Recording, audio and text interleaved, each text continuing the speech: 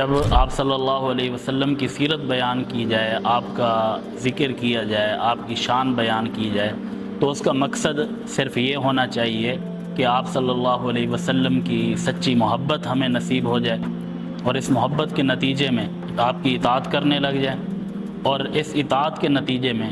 پھر قیامت کے دن آپ صلی اللہ علیہ وسلم کی شفاعت ہمیں نصیب ہو جائے۔ لیکن دو احسان ایسے ہیں جن کو باقاعدہ اللہ نے ذکر کیا، ان کا تذکرہ کیا، اور بطور احسان یہ جتلایا کہ میں نے تمہارے اوپر یہ احسان کیا، اللہ نے تمہارے اوپر یہ احسان کیا۔ حضرت حسان ابن ثابت رضی اللہ تعالیٰ عنہ فرماتے ہیں، من علینا ربنا من بعث فینا محمدا، کہ ہمارے رب نے ہمارے اوپر یہ احسان کیا کہ جس نے ہمارے اندر محمد صلی اللہ علیہ وسلم کو بھیجا۔ الحمدللہ الحمدللہ وحدہ والصلاة والسلام علی من لا نبی بعدہ، اما بعد فاعوذ باللہ من الشیطان الرجیم، بسم اللہ الرحمن الرحیم۔ لقد من اللہ علی المؤمنین اذ بعث فیہم رسولا وقال النبی صلی اللہ علیہ وسلم انما بعثت رحمہ، او کما قال علیہ الصلاة والسلام۔ اللہم صل علی سیدنا و مولانا محمد وعلی آل سیدنا و مولانا محمد وبارک وسلم صلی علیہ۔ اللہم ربنا الہمنا رشدنا وعذنا من شرور انفسنا، اللہم ارنا الحق حقا وارزقنا اتباعہ، اللہم ارنا الباطل باطلا وارزقنا اجتنابہ۔ میرے انتہائی واجب الاحترام بزرگوں، دوستوں اور بھائیوں، ربیع الاول کا مہینہ چل رہا ہے، اور یہ وہ باسعادت اور عظمت والا مہینہ ہے جس میں امام الانبیاء والمرسلین، رحمت للعالمین، سید الاولین والآخرین، حضور نبی کریم صلی اللہ علیہ وسلم کی ولادت باسعادت ہوئی۔ اسی مناسبت سے اس مہینے کے اندر آپ صلی اللہ علیہ وسلم کی سیرت مبارکہ اور آپ کی تعلیمات، آپ کی شان بیان کی جاتی ہے۔ یقیناً اس میں کوئی شک نہیں ہے کہ آپ صلی اللہ علیہ وسلم کا ذکر خیر ایک عبادت ہے۔ آپ صلی اللہ علیہ وسلم کا ذکر سننا بھی عبادت ہے، ذکر کرنا بھی عبادت ہے۔ اور جب آپ صلی اللہ علیہ وسلم کی سیرت بیان کی جائے، آپ کا ذکر کیا جائے، آپ کی شان بیان کی جائے، تو اس کا مقصد صرف یہ ہونا چاہیے کہ آپ صلی اللہ علیہ وسلم کی سچی محبت ہمیں نصیب ہو جائے، اور اس محبت کے نتیجے میں آپ کی اطاعت کرنے لگ جائیں، اور اس اطاعت کے نتیجے میں پھر قیامت کے دن آپ صلی اللہ علیہ وسلم کی شفاعت ہمیں نصیب ہو جائے۔ باقی ہمارے ذکر کرنے یا نہ کرنے سے آپ کی شان کو کوئی فرق نہیں پڑتا۔ اللہ تعالیٰ نے آپ کے ذکر کو، آپ کی شان کو بہت بلند کر دیا۔ فرمایا وَرَفَعْنَا لَكَ ذِكْرَكَ، اے محبوب ہم نے آپ کے لیے آپ کے ذکر کو بلند کر دیا۔ اب ہم ذکر کریں یا نہ کریں، اس سے حضور کی شان میں کوئی کمی نہیں آئے گی، کوئی فرق نہیں پڑے گا۔ ہم ذکر کر کے ہم اپنے آپ کی عزت میں اضافہ کر رہے ہوتے ہیں، اپنے وقار کو بڑھا رہے ہوتے ہیں، آپ کے سیرت نگاروں میں اپنے آپ کو شامل کر رہے ہوتے ہیں۔ جس طرح حضرت حسان کا شعر ہے کہ ما ان مدحت محمدا بمقالتی ولکن مدحت مقالتی بمحمدی،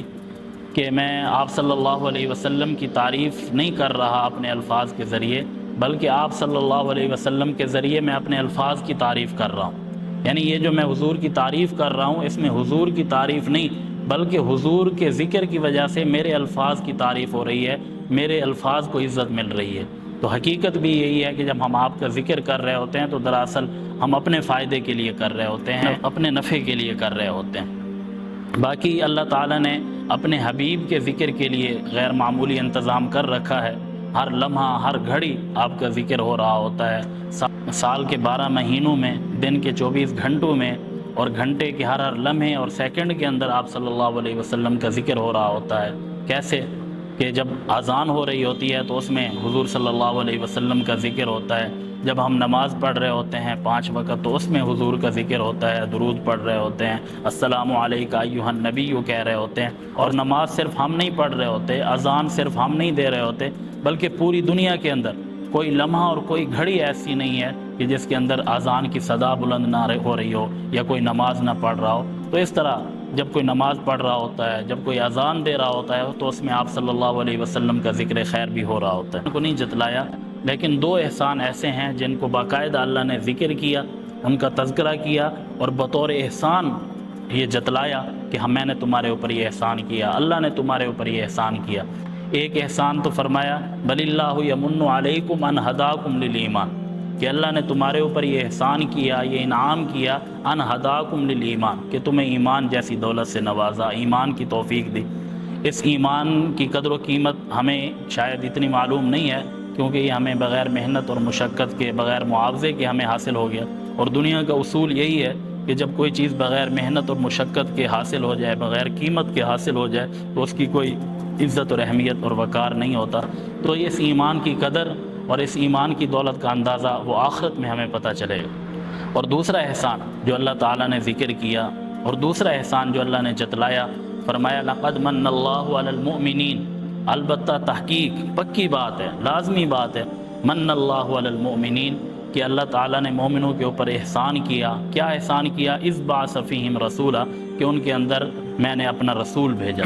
اور آگے چل کے فرمایا وَإِن كَانُوا مِن قَبْلُ لَفِي ضَلَالٍ مُبِينٍ، اگرچہ وہ واضح گمراہی کے اندر تھے، ضلال مبین، واضح گمراہی کے اندر، بہت زیادہ گمراہی کے اندھیروں کے اندر وہ پڑے ہوئے تھے، گمراہی کی دلدلوں میں وہ پھنسے ہوئے تھے، لیکن اللہ نے ان کے اوپر احسان کیا کہ اپنا محبوب، اپنا نبی ان کے اندر مبعوث فرمایا۔ تو یہ اللہ تعالیٰ کے دو بڑے احسان ہیں، ایک ایمان کی دولت سے نوازا اور ایک حضور جیسی نعمت سے نوازا۔ اور دیکھا جائے تو ایمان کی دولت بھی حضور کے صدقے نصیب ہوئی۔ جب قرآن کہہ رہا ہے ضلال مبین، واضح گمراہی، تو وہ گمراہی کس قدر ہوگی، وہ کتنی بڑی گمراہی ہوگی جس کو اللہ تعالیٰ کہہ رہا ہے ضلال مبین، کہ وہ واضح گمراہی کے اندر تھے۔ یعنی ہر قسم کی خرابیاں، ہر قسم کی برائیاں، ہر قسم کے خرافات ان کے اندر موجود تھے۔ انسانیت نام کی کوئی چیز نہیں تھی، جس کی لاٹھی اس کی بھینس والا حال تھا، کوئی کسی سے پوچھنے والا نہیں تھا، جو جس کے اوپر جتنا ظلم و ستم کرے، لوگوں کا مال لوٹ لے، لوگوں کو قتل کر ڈالے، حتیٰ کہ معصوم بچیوں کو زندہ دفن کیا جاتا تھا، کوئی کسی سے پوچھنے والا نہیں ہوتا تھا۔ اس طرح کی گمراہی کے اندر وہ مبتلا تھے، اور وہ صرف اس قسم کے اعمال کی گمراہی کے اندر مبتلا نہیں تھے، بلکہ اعتقادی گمراہی، اعتقادی خرابیاں بھی ان کے اندر آ چکی ہوئی تھیں، کہ وہ بیت اللہ جس کو حضرت ابراہیم رضی اللہ تعالیٰ عنہ نے صرف اللہ کی عبادت کے لیے بنایا تھا، صرف اللہ کی عبادت کے لیے تعمیر کیا تھا، اس بیت اللہ کے اندر انہوں نے 360 بت رکھے ہوئے تھے اور ان کی عبادت کرتے تھے۔ تو جب بیت اللہ کا یہ حال تھا، کعبۃ اللہ کا یہ حال تھا، تو باقی جگہوں کا کیا حال ہوگا؟ تو وہ بتوں کی عبادت میں، شرک میں مبتلا تھے۔ لیکن جب اللہ نے احسان کیا، انعام کیا، اذ بعث فیہم رسولا، جب آپ صلی اللہ علیہ وسلم اس دنیا میں تشریف لے آئے تو یخرجہم من الظلمات الی النور، آپ نے ان کو گمراہیوں سے نکال کر، ظلمات اور اندھیروں سے نکال کر ان کو ہدایت کی طرف، ایمان کے نور کی طرف ان کو لے کے آئے، اور ہر قسم کی خرابیوں اور برائیوں کو ان سے مٹا دیا۔ وہ معصوم بچیوں کو کیسے زندہ درگور کرتے تھے؟ احادیث میں ہمیں ایک واقعہ ملتا ہے کہ حضور نبی اکرم صلی اللہ علیہ وسلم کی خدمت میں ایک عرب سردار آیا، اس نے آ کے کلمہ پڑھا، آپ کے ہاتھ پہ ایمان قبول کیا اور آپ سے ایک سوال کیا۔ عرض کی کہ یا رسول اللہ، میں حالت کفر میں، زمانہ جاہلیت میں، ایمان لانے سے پہلے میں نے اگر کوئی نیک کام کیا ہو تو کیا اللہ تعالیٰ مجھے اس کا بھی بدلہ عطا فرمائیں گے، اس پر بھی اجر عطا فرمائیں گے؟ حالانکہ کلمہ تو میں نے اب پڑھا ہے، اسلام میں تو میں اب داخل ہوا ہوں، پہلے جو میں نے کوئی نیک کام کیا ہو اس کا اجر مجھے ملے گا؟ تو آپ صلی اللہ علیہ وسلم نے فرمایا کہ تو نے کیا نیک عمل کیا؟ تو وہ عرض کرنے لگا کہ بہت پرانی بات ہے، ایک دفعہ میری 2 اونٹنیاں گم ہو گئی تھیں، میں ان کو تلاش کرنے کے لیے نکلا، صحراؤں کے اندر، جنگلوں کے اندر مارا پھرا، بڑی مشکل سے مجھے وہ دونوں اونٹنیاں مل گئیں۔ میں ان کو لے کے واپس آ رہا تھا اور ان کو تلاش کرنے کی وجہ سے میں بہت تھک گیا تھا۔ میں آس پاس دیکھ رہا تھا کہ کوئی آبادی ہو، کوئی گھر ہو، تاکہ میں وہاں جا کے کوئی پانی پیوں، تھوڑی دیر آرام کروں، پھر آگے میں سفر کروں۔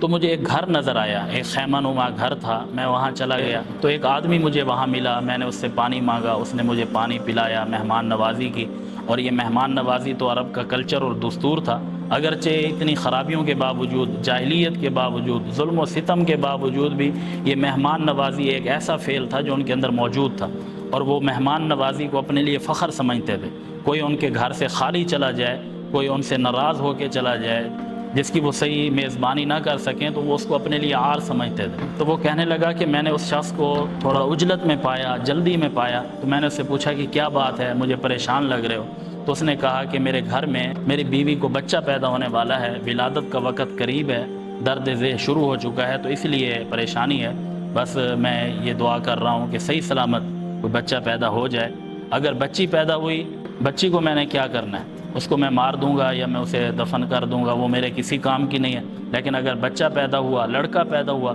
تو میں اس کو پالوں گا، پوسوں گا، وہ میرا ہاتھ بٹائے گا، میرا نسب آگے بڑھائے گا، میرا نام زندہ رکھے گا۔ تو سردار نے کہا کہ ٹھیک ہے، میں انتظار کرتا ہوں، اگر بچی پیدا ہو جائے تو تم نے اسے مارنا نہیں ہے۔ یہ 2 اونٹنیاں ہیں، ان میں سے ایک اونٹنی تم پسند کر لو، وہ اونٹنی تم رکھ لو، بدلے میں وہ بچی مجھے دے دینا۔ تو وہ اس پہ راضی ہو گیا کہ اس نے تو ویسے ہی مارنا تھا، وہ بچی اس کے کسی کام کی نہیں تھی، اس نے سوچا ہوگا مفت میں ایک اونٹنی مل رہی ہے، تو اس نے کہا ٹھیک ہے۔ تھوڑی دیر بعد ولادت ہو گئی، تو اتفاقاً وہ بچی ہی پیدا ہوئی، تو وعدے کے مطابق وہ شخص بچی لے آیا، اونٹنی رکھ لی۔ اب یہ سردار کہتا ہے کہ اس بچی کو لے کے میں روانہ ہو گیا، اپنے گھر پہنچا تو اللہ نے بہت مال و دولت سے نوازا تھا، بڑے اسباب اور وسائل اللہ نے مجھے دیے ہوئے تھے، میرے پاس نوکر بھی تھے، باندیاں بھی تھیں۔ میں نے وہ بچی آ کے ان کے حوالے کر دی کہ اس کو پالو پوسو اور اس کا خیال کرو۔ وہ سردار اپنا واقعہ جاری رکھتے ہوئے آگے کہتا ہے کہ اس بچی کی جان بچانے کے بعد مجھے اتنا سکون ملا، مجھے اتنا اچھا لگا کہ میری وجہ سے ایک معصوم کی جان بچ گئی، ایک معصوم جان ناحق قتل ہونے سے بچ گئی۔